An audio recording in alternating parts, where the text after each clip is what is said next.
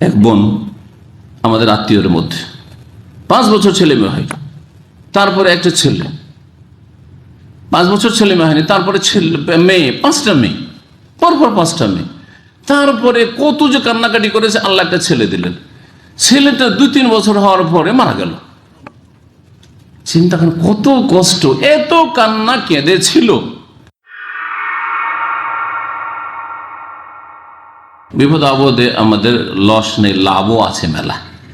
দুনিয়া এবং আখিরাতে তার উত্তম ফলাফল রয়েছে, উপকার রয়েছে, ফায়দা রয়েছে, ফজিলত, এগুলি মহত্ব।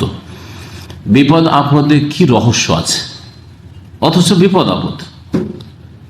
যেমন আপনার সুখে তো রহস্য বুঝতে পারছেন, সুখী, কিন্তু দুঃখের সময়, কষ্টের সময়ও যে সব হয়ে থাকে মানুষের জীবনে, তাতেও রহস্য আছে। মহান আল্লাহ সূরা বাকারার আয়াত নম্বর 216 আল্লাহ পাক রব্বুল ইরশাদ করেছেন, ওয়া আসা আন তাকরাহু শাইআন, সম্ভবত তোমরা কোনো কিছুকে অপ্রীতিকর মনে করো, ঘৃণা করো, অপছন্দ করো। অনেক কিছু আছে আমরা জীবনে, সেগুলো কি করি, অপছন্দ করি, বরদাস্ত করতে চাই না, না না না আমি চাই না, এরকম। সম্ভবত তোমরা কোনো কিছুকে কি করছো, ঘৃণা করছো, অপছন্দ করছো, অপ্রীতিকর মনে করছো, মনের উল্টা মনে করছো, বরদাস্ত করতে চাও না, এটা হইতেই পারে না, এটা হইলে আমার কষ্ট। যদি আল্লাহ আপনার একটা ছেলে দিয়েছেন, তাই যদি নিয়ে নেন, হ্যাঁ, একটা মাত্র মেয়ে ছিল, তাই যদি নিয়ে নেন, হ্যাঁ, বিয়ে করলেন, তারপরে স্ত্রী মারা গেল, বিয়ে হইলো কোনো যুবতীর, তারপর স্বামী চট করে মারা গেল, মাত্র কয়েকদিনে বিয়ে হওয়ার পরে মারা যায় না, বাসর হয়নি মারা যায়, দেখা হয়নি মারা গেছে, বিয়ের কথাবার্তা পাকা হয়ে গেছে, অমুক তারিখে বিয়ে হয়ে গেছে, মারা গেছে, এই খেলে নাম ঘটনা। চিন্তাম ওই লোক যাবে আর বিয়ে করবে, অ্যাক্সিডেন্ট হয়ে মারা গেছে, দিন তারিখ সব ঠিকঠাক হয়ে গেছে। এইরকম বহু ঘটনা আপনাদের সামনে ঘটেছে, ঘটছে, ঘটবে, তাই না? যেগুলিকে আমরা আমাদের জীবনে পছন্দ করি না অপছন্দ করি, বরদাস্ত করতে চাই না, অপছন্দ করি, যেন না আল্লাহ না করি, এরকম হয়। আল্লাহ বলছেন যে এগুলিকে তোমরা ঘৃণা করো, কিন্তু ওহুয়া খাইরুল লাকুম, সেটা তোমাদের জন্য কল্যাণকর, তোমাদের জন্য কল্যাণকর। ওয়াসান তুহিব্বু শাইআন, আর কখনো কখনো কিছু বিষয়কে বা কিছু জিনিসকে তোমরা পছন্দ করো, এরকম হোক। যাদের শুধু মেয়ে আছে, অনেকের আছে না, শুধু মেয়ে আছে, আল্লাহ যদি একটা ছেলে হইতো, একটা ছেলে সন্তান হইতো, ঠিক না? নিঃসন্তান ছেলে মেয়ে নেই, ওই একটা ছেলে মেয়ে কিছু একটা যদি পেতাম, কান্না করে। একজন 50 না তারও বেশি বয়স, ছেলে মেয়ে হয়নি, একদিন আমাকে বর্ণনা করেছে যে ভাই আজকে খুব কান্না করলাম, বরদাস্ত করতে পারলাম না, খুব কাঁদলাম, দুইজনে স্বামী স্ত্রী, এত কান্না কাঁদলাম, ভেঙে পড়লাম কান্না করে, আল্লাহ একটা ছেলে মেয়ে হইল না। সুবহানাল্লাহ, চাইছেন যে একটা ছেলে মেয়ে যদি হইতো, কিন্তু এই যে আল্লাহ দেননি, কোন পছন্দ করছো যে ছেলে মেয়ে একটা কিছু হোক, হ্যাঁ, কিন্তু তাতে তোমার জন্য মঙ্গল নেই, অহুয়া শাররুল লাকুম, সেটা তোমার জন্য কি অকল্যাণকর, তাতে তোমার অনিষ্ট রয়েছে, শার, অনিষ্ট রয়েছে, ক্ষয়ক্ষতি রয়েছে, দিন দুনিয়ার যে কোনো ক্ষেত্রে হোক না কেন ক্ষয়ক্ষতি রয়েছে। এই বিষয়টা স্পষ্ট বোঝার জন্য, এর হেকমত বোঝার জন্য কি আমরা খেজের আর মুসা আলাইহিস সালামের ঘটনা সামনে রাখতে পারি না? হ্যাঁ, একটা ছেলেকে রাস্তায় পেলেন খেজের আলাইহিস সালাম, মুসা আলাইহিস সালামকে সাথে নিয়ে যাচ্ছেন, আর ছেলেটাকে সাথে সাথে কি করে দিলেন, হত্যা করে দিলেন, মেরে ফেলে দিলেন। আরে এটা ছেলে, বালক, গোলাম, মানে এখনো না বালক আছে, না বালক ছেলে, কোন দোষ করেছে মেরে ফেলে দিলেন আপনি? বড় অন্যায় কাজ, লেখা যে তা সেই নকরা, মুসা আলাইহিস সালাম বলছেন বড় অন্যায় কাজ, আপনি মুনকার, বড়ই অন্যায় কাজ করলেন আপনি। কালা আলামা কুল্লাকা, হে মুসা আপনাকে কি বলিনি যে আপনি আমি যেগুলো করব সেগুলো তো আপনি বরদাস্ত করতে পারবেন না? হ্যাঁ, আলামা কুল্লাকা আন্নাকা লান তাস্তাতিয়া মাইয়া সাবরা, তুমি আমার সাথে বরদাস্ত করতে পারবে না? ঠিক আছে, তাই আর জিজ্ঞেস করবো না, তাই না? রহস্য কি ছিল, সেটা কেন মারলেন? হ্যাঁ, ও আম্মাল গোলাম ও ফাকানা বাবাহু মুমিনাইনি, ওই যে বালকটিকে যেটাকে খুন করেছিলাম আমি, তার মাতা পিতা দুইজনে বড় ইমানদার মুমিন মানুষ, ধার্মিক মানুষ ছিল, জান্নাতের রাস্তায় চলছিল তারা। কিন্তু এই ছেলে বড় সাবালক হলে নাম্বার ওয়ান অসৎ হবে, চোর ডাকাত কুখ্যাত কিছু হবে, কাফের নাস্তিক হয়ে যেতে পারে, ঠিক না? আজকাল হচ্ছে না নাস্তিক। আমি আশঙ্কা করলাম, খেজির বলছেন আলাইহিস সালাম, যে বাবা মাকে বাধ্য করবে পাপে, তুগয়ান, জুলম, অত্যাচারে, ও কুফর আর কুফরি করতে, সে কাফের হবে, বাবা মাকে কুফরি করতে বাধ্য করে। তো অনেকের এরকম। এক বোন আমাদের আত্মীয়ের মধ্যে 5 বছর ছেলে মেয়ে হয়, তারপরে একটা ছেলে, 5 বছর ছেলে মেয়ে হয়নি, তারপরে মেয়ে 5টা মেয়ে, পরপর 5টা মেয়ে, তারপরে কত যে কান্নাকাটি করেছে, আল্লাহ একটা ছেলে দিলেন। ছেলেটা 2-3 বছর হওয়ার পরে মারা গেল। চিন্তা করেন কত কষ্ট, এত কান্না কেঁদেছিল ওই মহিলা, এত কান্না কেঁদেছিল। কেন কেন ভেঙে পড়েছিল রহস্য যায় না। হতে পারে এই ছেলেটা বড় হইলে মহা মুশকিল ছিল, এতে কোনো হিকমত অবশ্যই আছে, এছাড়া বহু হিকমত হইতে পারে, ওর বদলে আল্লাহ আরো কিছু ভালো দেবেন। জি হ্যাঁ, অথবা দুনিয়ায় দেবেন না আখেরাতে দেবেন, সেটা দেবেন না দুনিয়াতে অন্য কোনো উত্তম বিকল্প দেবেন। হ্যাঁ, মেলা দিক রয়েছে।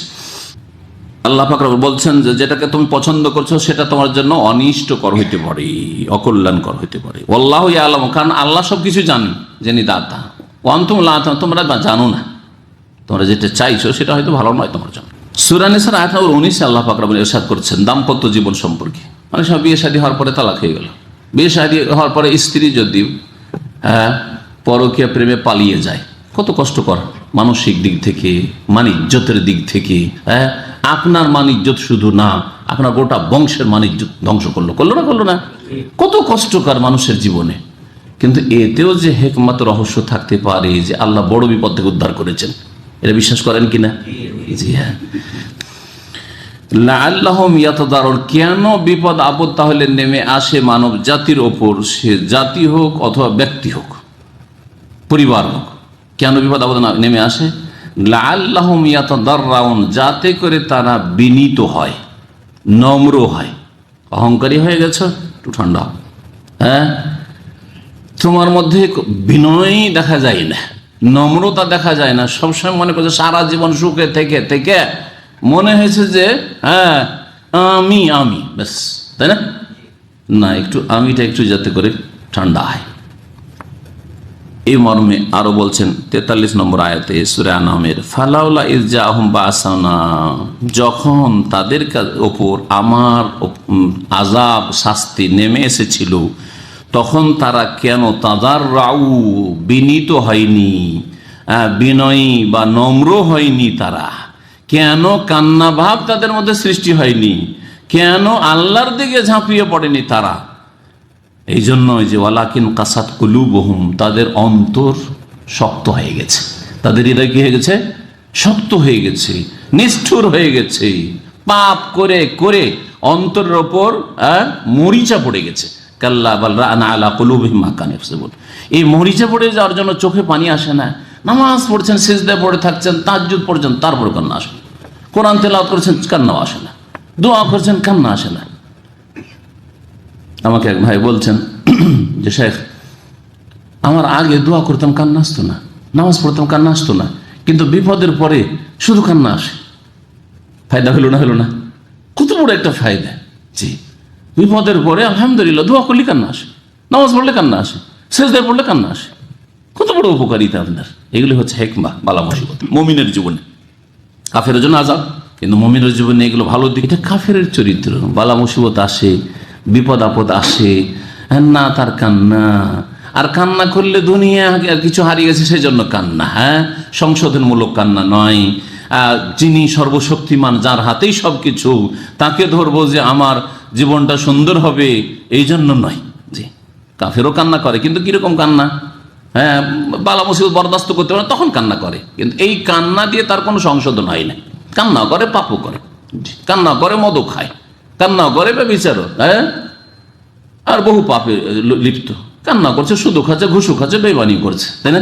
ওমা আসাবাকুম মিন মুসিবাতিন, তোমাদের উপর যে কোনো মুসিবত, বিপদ, আপতিত হোক না কেন, ফাবিমা কাসাবাত আইদিকুম, সেটা তোমাদের কৃতকর্মের কারণে, তোমাদের হাতের কামাইয়ের কারণে, হ্যাঁ, তোমাদের অঙ্গ প্রত্যঙ্গ যে পাপ করেছে, এই পাপের ফলাফল স্বরূপ তোমাদের উপর বিপদ আপদ এসেছে। তাহলে মানুষের উপর বিপদ আপদ আসার একটি হিকমত, একটি রহস্য হচ্ছে কি? আমাদের পাপাচার, কারো অন্তরের পাপ, কারো জবানের পাপ, কারো অঙ্গ প্রত্যঙ্গের পাপ, আর সবগুলি আমাদের অঙ্গ প্রত্যঙ্গ। হৃদয়টাও অঙ্গ একটা, জবানটাও একটা অঙ্গ, আর হাত পা সবকিছু, চোখ ইত্যাদি সেগুলি অঙ্গ। তো বিভিন্ন পাপের কারণে মানব জাতির ওপর মুসিবত, বিপদ আপদ আসে। কারো ওপর এরকম হয়, সকলের ক্ষেত্রে একই হিকমত থাকে না। ওয়াফু আন কাসীর, দেখো আল্লাহ সব পাপের ক্ষেত্রে, ভুলের ক্ষেত্রে ধরেন না, বহু পাপের ক্ষেত্রে, অন্যায়ের ক্ষেত্রে তিনি ক্ষমা প্রদর্শন করেন, মাফ করেন। তো বিপদ আপদ কিসের জন্য আসে? দ্বিতীয় হিকমত কি জানলাম, সেটা হচ্ছে আমাদের পাপাচারের কারণে, কৃতকর্মের কারণে। জি, আমাদের পাপ, অন্যায়, ভুল ভ্রান্তির কারণে। কিন্তু এটা সকলের ক্ষেত্রে না। যারা পাপী তাদের ক্ষেত্রে, যারা সলেহীন, যারা মুসলিহীন, যারা আম্বিয়া রসুলগণ, তাদের ক্ষেত্রে কি বলবেন? আমরা তো একদিনের জন্য জেলে যাইনি, হ্যাঁ, ঠিক না?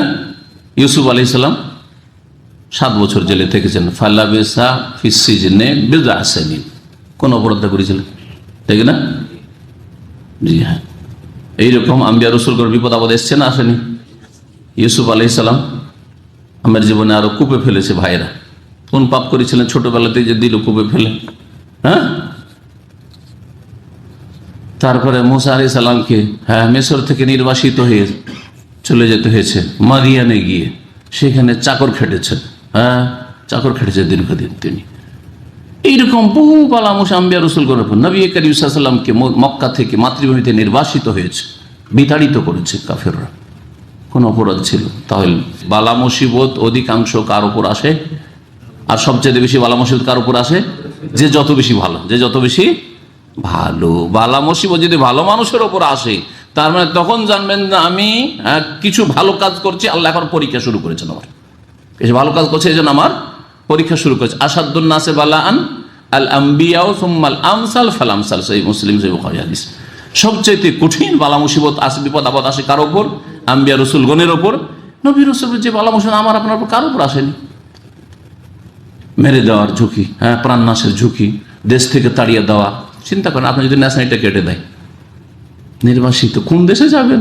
হ্যাঁ, চিন্তা করেন, এটাই যে কত বড় বিপদ আপনি আপনার জন্য মনে করেছেন। আপনি নিজেকে ওই জায়গায় রাখেন তো দেখি, সুবহানাল্লাহ। আপনার জানের যদি রিস্ক থাকে যে কোনো জায়গায় আমাকে মেরে দিতে পারে, কত বড় আপনি টেনশনে আছেন। তাহলে হ্যাঁ, খাওয়া দাওয়া হারাম হয়ে গেছে। আম্বিয়া রসুলের উপর এগুলো সব এসেছে বালা মুসিবতের। দ্বিতীয় হিকমত বললাম কি, যে আমাদের পাপাচার। কিন্তু যারা পাপী তাদের ক্ষেত্রে, সৎকর্মশীলদের ক্ষেত্রে সেটা প্রযোজ্য নয়। তাদের ক্ষেত্রে আল্লাহ পাক রব্বুল আলামিনের অন্য অন্য হিকমতগুলি রয়েছে। যেমন হাদিসগুলি পেশ করেছি, মর্যাদা উঁচা করেন, করেন না? করেন না? আল্লাহ অনেক উপরে পৌঁছাতে চান, কিন্তু তার নেকি দিয়ে পৌঁছতে পারছেন না, তার আমল দিয়ে পৌঁছতে পারছে না। সেই জন্য কিছু বালা মুসিবত দিয়ে তার কি করা হচ্ছে? মার্কস বাড়ানো হচ্ছে। জি, বলছেন সাআলতু রাসূলুল্লাহ সাল্লাল্লাহু আলাইহি ওয়াসাল্লাম, রাসূলুল্লাহ সাল্লাল্লাহু আলাইহি ওয়াসাল্লামকে আমি জিজ্ঞেস করলাম, আন মাউতিল ফাজআতে, আকস্মিক মত সম্পর্কে। হঠাৎ করে heart attack, brain stroke, accident, সাথে সাথে মৃত্যু। হতে পারে কালেমা পড়ার সুযোগ পেয়েছেন, হতে পারে পাননি, তাই না? হার্ট অ্যাটাক হয়েছে, হতে পারে কালেমা পড়ার সুযোগ পেয়েছে, হতে পারে পাইনি। মুসলিম সম্পর্কে বলছি। জি হ্যাঁ। তো এইরকম ক্ষেত্রে আমরা নেগেটিভ ধারণা রাখি যে লোকটা এই অবস্থায় মারা গেল, কালেমা পড়ে হয়তো সুযোগ পেল না। আমরা খারাপ ধারণা রাখি, ঠিক না? কথাটা ভুল, কথাটা ভুল। এই ক্ষেত্রে যখন জিজ্ঞেস করলেন মা আয়েশা রাদিয়াল্লাহু তাআলা আনহা, আকস্মিক মত, হঠাৎ করে মত, ফাকালা, বললেন নবী সাল্লাল্লাহু আলাইহি ওয়াসাল্লাম, রাহাতুল মুমিন, আকস্মিক মতটা হচ্ছে মুমিনের জন্য আরামদায়ক। আর কি, ও আখজাতু আসাফিন লে ফাজের, পাপিষ্ট, কাফের এবং ফাসিক, যারা ফাজের পাপিষ্ট, তাদের জন্য আল্লাহ পাক রব্বুল আলামিনের আযাবের পকড়াও, পকড়াও, সাথে সাথে ধরো আসামিকে, ধরো, যারা দেশদ্রোহী আসামি তাদের অ্যারেস্টটা অন্যরকম ভাবে হয়, জানেন তো আপনারা। এটা চোরকে ধরছে রাস্তাঘাটে, আরামসে ধরলো, হ্যাঁ ঠিক না, ঘুরে বেড়াচ্ছে, তারপরে ধরছে। কিন্তু যদি রাষ্ট্রদ্রোহী আসামি হয় তো তাকে একবারে ধরার সাথে সাথে, আরে বাপরে, ওদের ধরার তরিকা আলাদা। এবার বুঝতে পারলেন যে আকস্মিক মত সৎ লোকের জন্য একরকম আর অসৎ লোকের জন্য আর এক রকম। জি।